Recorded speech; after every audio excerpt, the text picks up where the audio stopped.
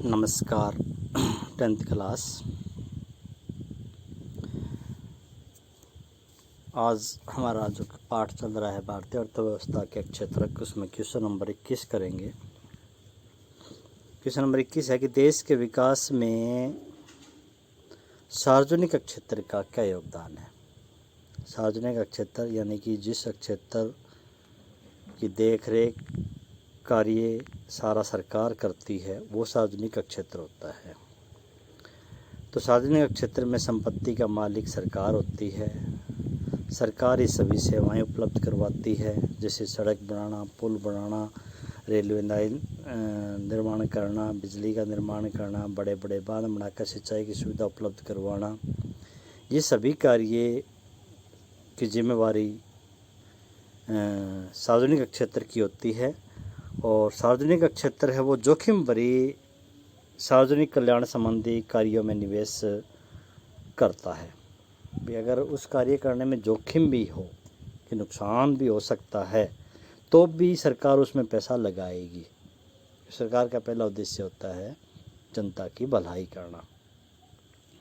अतः सार्वजनिक क्षेत्र के विकास में भारी पैमाने पर बड़ी बड़ी परियोजनाएं सरकार चलाती है, और लेकिन निजी क्षेत्र न तो इतनी बड़ी भारी परियोजनाओं में निवेश करता है और न ही वो जोखिम वाली परिस्थितियों में निवेश करता है। सार्वजनिक क्षेत्र में तो सरकार जोखिम वाली परिस्थितियों में भी निवेश करेगी, लेकिन निजी क्षेत्र का टारगेट ही होता है लाभ कमाना, और ना ही वो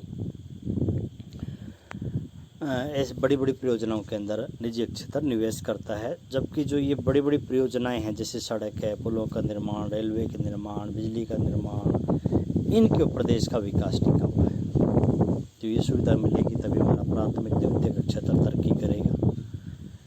तो हम कह सकते हैं कि देश के विकास में सार्वजनिक क्षेत्र का बहुत बड़ा रोल होता है। असंगठित क्षेत्र के श्रमिकों को कुछ मुद्दों पर सुरक्षा की आवश्यकता होती है, जैसे मजदूरी का है, सुरक्षा का है। तो कहते हैं क्षेत्रों में उनको संरक्षण की आवश्यकता होती है, मजदूरी, सुरक्षा, स्वास्थ्य। क्योंकि ये कहता है भी सड़कों पर विक्रय व मरम्मत कार्य करने वाले लोग था किसानों को ज़रूरत पड़ने पर मजदूरी पर लगाए गए श्रमिक। किसान को जब काम होता है मजदूरों को ले आता है, बाकी छोड़ देता है। इसी प्रकार सड़कों के हम देखते हैं मजदूर जब काम होता है तब उनको काम पे रख लिया जाता है, बाकी छोड़ दिया जाता है। तो एक तो इनका रोज़गार सुरक्षित नहीं होता, दूसरा इनसे काम ज़्यादा लिया जाता है, ना उनको छुट्टी दी जाती, बीमार होने पर भी इनको छुट्टी का कोई प्रावधान नहीं होता, तो वेतन भी कम मिलता है। तो इन मुद्दों पर ये सुरक्षा चाहते हैं कि एक तो मजदूरी के रूप में कि उनको मजदूरी न्याय संगत मिले। इसके अलावा जो किराया भत्ता होता है वो भी इनको भुगतान नहीं होता। इसके अलावा कुछ भी काम के अलावा उनको कोई पैसा नहीं मिलता, ना छुट्टियां मिलती छुट्टियों का कोई प्रावधान है। इसलिए मजदूर चाहते हैं कि हमें ऐसे क्षेत्र में थोड़ी सुरक्षा मिले, मजदूरी ठीक मिले, छुट्टियां भी मिले। दूसरा होता है सुरक्षा की बात करें तो मजदूरों की सुरक्षा में भी असंगठित क्षेत्र में कोई उपाय नहीं अपनाए जाते। कोई भी दुर्घटना में अगर मृत्यु हो जाती है या चोट लग जाती है तो मजदूर को खुद सहन करना पड़ता है। जबकि संगठित क्षेत्र में तो उसकी देख रेख होती है, दवाई का जो खर्चा होता है वो उद्यम देगा, लेकिन असंगठित क्षेत्र में ऐसा नहीं होता। इसके बाद स्वास्थ्य की बात करें तो असंगठित क्षेत्र में मजदूरों के स्वास्थ्य की कोई चिंता नहीं। बीमार होने पर न उनका इलाज करवाना पड़ता है, खुद इलाज करवाना पड़ता है, खुद सारा खर्च सहन करना पड़ता है। ना जब वहाँ पर काम करते हैं वहाँ स्वास्थ्य संबंधी कोई उनको सुविधा मिलती है, तो इससे फिर वो बीमार हो जाते हैं, उनकी काम की कार्य कुशलता भी प्रभावित होती है। तो इसलिए ये मजदूर चाहते हैं कि हमें इन क्षेत्रों में थोड़ी सुरक्षा मिले। अहमदाबाद में किए गए अध्ययन में पाया गया कि नगर के 15 लाख श्रमिकों में से 11 लाख श्रमिक असंगठित क्षेत्र में काम करते हैं। 1997-98 में नगर की कुल जनसंख्या 600 करोड़ थी। इनमें से 320 करोड़ संगठित क्षेत्र से प्राप्त होती है। इस आंकड़े से जो सारणी बनाई है, सारणी क्या बनाई है इसने कि क्षेत्र संगठित असंगठित, श्रमिक 4 लाख संगठित में, 11 लाख असंगठित में, टोटल 15 लाख। आमदनी की बात करें तो अब यहाँ पर देखो 4 लाख श्रमिक 320 करोड़ रुपए कमाते हैं और 11 लाख सैनिक 280 करोड़ रुपए कमाते हैं। देखो आय में कितना डिफरेंस है।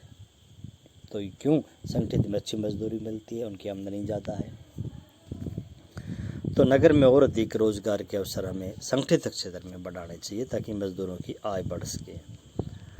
निम्नलिखित तालिका में 3 क्षेत्रों का सकल घरेलू उत्पाद में योगदान दिया गया है। 1950 में प्राथमिक क्षेत्र का योगदान 80 करोड़ रुपए था, दूसरे का 19,000 करोड़ रुपए, तीसरे का 39,000 करोड़ रुपए, यानी कि प्राथमिक का काफ़ी बड़ा था।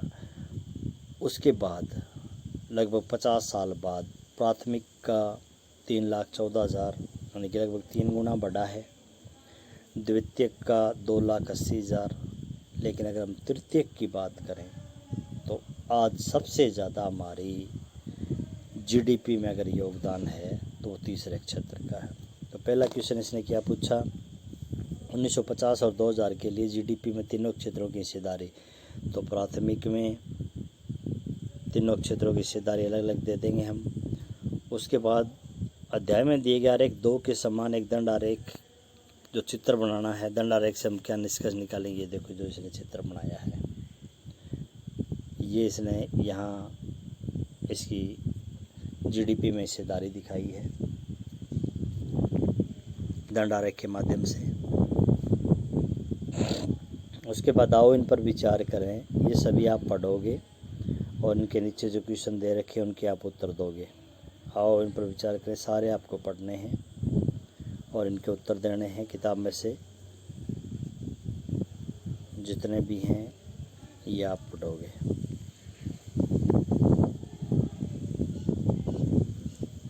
ये आपके पढ़ने का काम है। लगभग MCQ क्वेश्चन तक आपको सारे आओ इन पर विचार करो ये पढ़ोगे। और आज का आपका जो काम है वो है जो पॉइंट नंबर 4 की जो तालिका है ये आपको बनानी है। प्राथमिक क्षेत्र में संगठित 2%, असंगठित 240, ये पूरी तालिका बना के तीनों के उत्तर जो दे रखे ये लिखने हैं आपको। ये आपके राइटिंग का काम है। बाकी जितना काम आज करवाया गया वो सारा आप ध्यान करोगे। आओ इन पर विचार करो, किताब में से पढ़ोगे आप। धन्यवाद।